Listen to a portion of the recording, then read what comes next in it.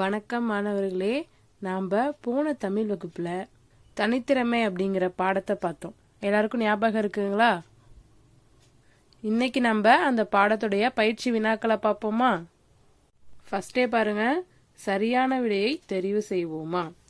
சரியான விடையை தேர்ந்தெடுத்து எழுதணும்.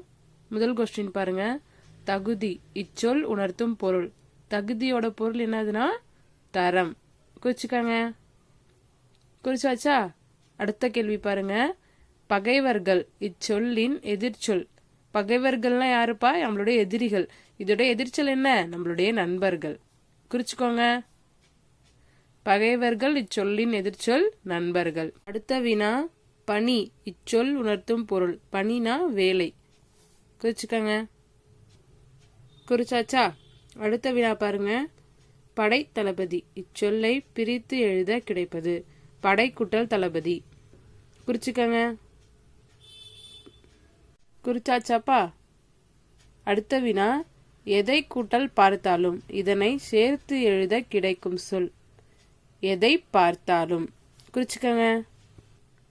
குறிச்சாச்சாப்பா? அவ்வளவுதான். சரியான விடையை தெரிவு செய்வோமா? எல்லாத்தையும் நம்ம முடிச்சாச்சு. அடுத்து வினாக்களுக்கு விடையளி. முதல் கேள்வி பாருங்க, காட்டில் விலங்குகளின் கூட்டம் யார் தலைமையில் நடைபெற்றது? யார் தலைமையில நடைபெற்றது? நம்மளுடைய புலிராஜா தலைமையில தான் நடைபெற்றது. அப்ப எழுதுங்க, காட்டில் விலங்குகளின் கூட்டம் புலி தலைமையில் நடைபெற்றது. எழுதியாச்சா? காட்டில் விலங்குகளின் கூட்டம் புலி தலைமையில் நடைபெற்றது. அடுத்த வினா, புலிராஜா படைத்தளபதி பொறுப்பை யாருக்கு கொடுத்தார்? நம்ம புலி ராஜாவானோனே படைத்தளபதி பொறுப்பை யாருப்பா கொடுத்தாங்க? நம்மளுடைய சிங்கக்குட்டிக்கு கொடுத்தாங்க. அப்ப எப்படி எழுதணும்? புலிராஜா படைத்தளபதி பொறுப்பை சிங்கக்குட்டிக்கு கொடுத்தார். எழுதுங்க பாப்போம். எழுதியாச்சா? புலிராஜா படைத்தளபதி பொறுப்பை சிங்கக்குட்டிக்கு கொடுத்தார். அடுத்த வினா பாருங்க, ஆந்தைக்கு என்ன பதவி கொடுக்கப்பட்டது? நம்ம ஆந்தைக்கு என்ன பதவிப்பா கொடுத்தாங்க? அதாவது அவங்க இரவு முழுவதும் முழிச்சிருக்கிறதுனால அவங்களுக்கு இரவு காவல் அமைச்சர் பதவி கொடுத்தாங்க. அப்ப எழுதுங்க, ஆந்தைக்கு இரவு காவல் அமைச்சர் பதவி கொடுக்கப்பட்டது. எழுதலாமா? ஆந்தைக்கு இரவு காவல் அமைச்சர் பதவி கொடுக்கப்பட்டது. எழுதிக்கங்க. அடுத்த வினா பாருங்க, கரடி எந்தெந்த விலங்குகள் தகுதியற்றவை என கூறியது? நம்ம ராஜா ஒரு 3 விலங்குகளுக்கு பதவி கொடுக்க போனாங்க.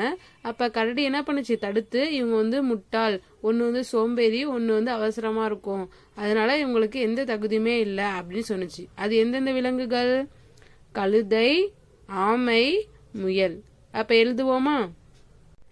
கரடி, கழுதை, ஆமை, முயல் ஆகிய விலங்குகள் தகுதி அற்றவை என கூறியது. எழுதுங்க பாப்போம்.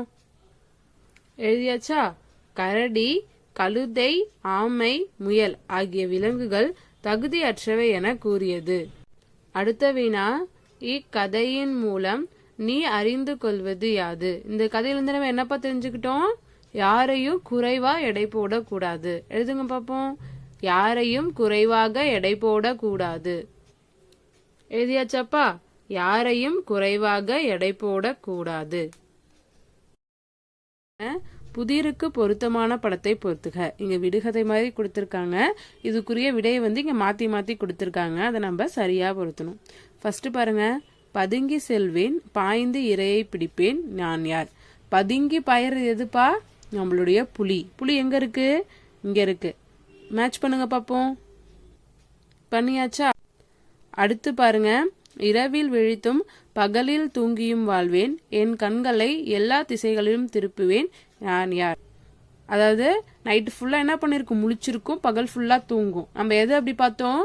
ஆந்தை. அதோட கண்ணை என்ன பண்ணும்னா எல்லா திசையிலும் திருப்புமா. அதாவது 320 டிகிரிக்கு ஃபுல்லா எல்லா திசையிலையும் திருப்போம். ஓகேங்களா? ஆந்தை எங்க இருக்கு? இங்க இருக்கு. மேட்ச் பண்ணுங்க பாப்போம். பண்ணியாச்சா? அடுத்து பாருங்க, என் காதுகள் நீண்டிருக்கும், வேகமாக ஓடுவேன், கேரட் எனக்கு மிகவும் பிடிக்கும், நான் யார்? அதாவது அதோட காது எப்படி இருக்குமா? நீளமா இருக்கும், வேகமா ஓடும், அது கேரட் ரொம்ப பிடிக்கும். அது எந்த விலங்குப்பா? நம்மளுடைய முயல். எங்க இருக்கு? இங்க இருக்கு. மேட்ச் பண்ணுங்க பாப்போம். மேட்ச் பண்ணியாச்சா? அவ்வளவுதான்ப்பா.